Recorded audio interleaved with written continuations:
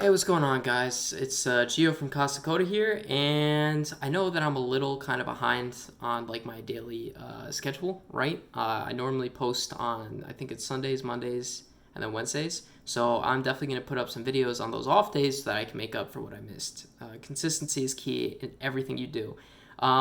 So today I just wanted to talk about, because this happened to me just now actually, how you deal with clients, and more specifically, how you deal with clients on sales calls, because there's a lot to it, and there's a dynamic to it that you kind of have to always keep in mind, so that way you always maintain, a level of control on the calls, and you can be the one to guide the sale. Ultimately, you're not begging for the sale. Like, if you're a good salesman, you're not begging for a sale. You're explaining why they need your service, right? And I know that's like pretty cliche, but I kind of want to talk about why that's actually a really important idea, and why you need to use it with regards to how you sell. So to kind of break it down, right? Whenever you do a sales call, what you're trying to do is basically inform the client of their own situation and let them know how your service actually solves that.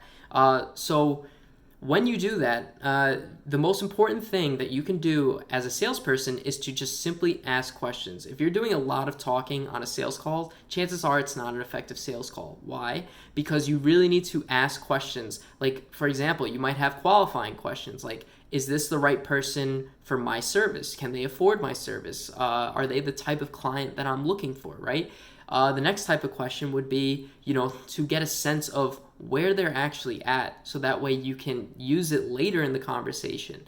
So, for example, say you have a potential client that is maybe, I don't know, like a massage parlor, right? And they currently get like five clients a week, right? Well, that's a question that you would ask, because if they're going for, say, digital marketing services or any sort of lead generation service, you need to know these metrics, so that way you can use them. So say, for example, you say, well, can you tell me how many clients you're actually getting? How many clients are you actually getting per week? And they say, oh, we're getting five. And I say, okay, like, what is the optimal amount of clients that you would like per week? Like, how many clients would you like to get per week? And they say, oh, 10. And I say, okay, where would you like to see yourself in a certain amount of time? Well, I would like to see myself making, or getting like 10 clients per week within like 3 months. And I'm like, okay, 3 months, okay. So what I'm doing is basically breaking down their goals, breaking down their situation, and trying to understand, where they're at and where they want to go. So that at the end of the call, once I've asked all my qualifying questions, all questions to kind of assess, where they are and what they're expecting of me, I can basically use that to pitch my service. So at the end of the call, I might say something like, well, John, we'll just say that, for example. Hey, John, listen, I heard what you said, and I think we can help you out. I know that you're trying to double the amount of clients that you're getting per week, and you want to do that within 3 months. And you ask them to, confirm that. And if they push back once you give your price, right? So at the end of the call, you're going to say, okay, well, we can definitely help you out, and my retainer fee is X, and we would need an ad spend of Y. So that would bring the total to, Z or whatever. And they say, that's a little too high. That's a little too high. I don't know if I can really afford that. And you say, well, let's take a look, right? The average customer brings in, I don't know, like $50, right? And you're looking to double that. So let's just say you double your profit for the week, right? Because that's what we established, right? You want to get 10 clients a week versus 5. So that means you double your weekly income. Additionally, you want to get this done in 3 months. So don't you think that if you were to have a double revenue stream per week, that this would actually pay for itself? And not to mention, we haven't even talked about, like, what's the ceiling for your massage parlor? Obviously, we can do even more, because we're, conservatively trying to get 10 clients a week when we could actually be getting more. And once you have this knowledge at your disposal, like, it's very hard for them to say no. If anything, the only reason that they would say no at this point is if they were basically not able to afford your services. By which you would avoid that if you actually asked like really good qualifying questions. Like, what's your weekly revenue? What's your monthly revenue? What is it that you're trying to do? And you would understand, like, okay, they cannot afford my service, right? So that's why it's really important to take control of the conversation. And just to kind of illustrate what I mean by this, if you go into a job interview, right? Normally the person who's asking you the questions or interviewing you for the job has a position of power. Why? Because they're asking you questions to qualify you, to see if you are the right employee for them. And that's kind of how you need to flip the script. Now, that's kind of a personal game, right? Like, the personal agenda for you is to flip the script to say, to make the client realize that why they are coming for your services is because they are not where they want to be. And you are the source that can help them get to that point.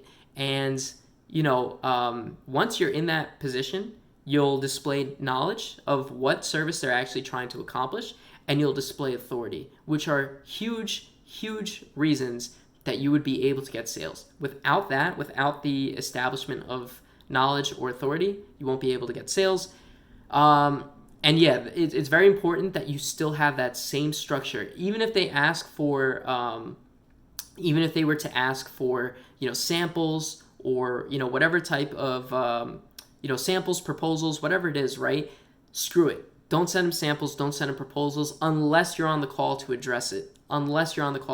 Because guess what? Really, any client that asks for samples or proposals is just a low intent client.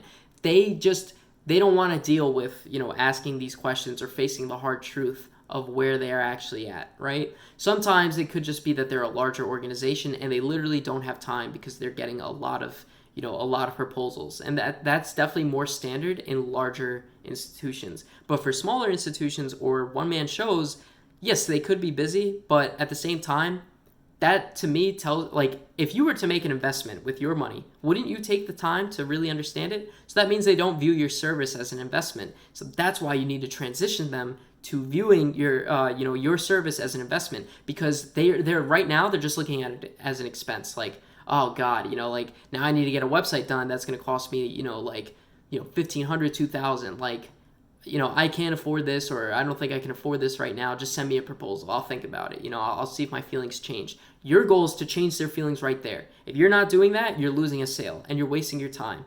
Like, oh yeah, let me just write up this proposal for you. No, don't do that. If it's a large company or a large organization, sure. If it's, mom and pop shop, one-man show, 10-person employee count firm, no, don't waste your time. So yeah, I hope that this has been helpful. It's basically just a reminder to value yourself, make sure that you are always in control of the sales negotiation, and to just make sure that you're not wasting your time on low intent client with high effort conversion tactics, like proposals and sample work, like sending over sample work along with like an explanation. Like, screw that. No, it's not worth your time. Don't do that. So yeah, I hope this is helpful. I hope that you kind of have a better understanding of how to do sales. If you have any questions or concerns, whatever, leave them down in the comments below. Be sure to like, comment, subscribe, share this with your friends, whatever. And, I'll talk to you later. Take care, peace, and best of luck out there.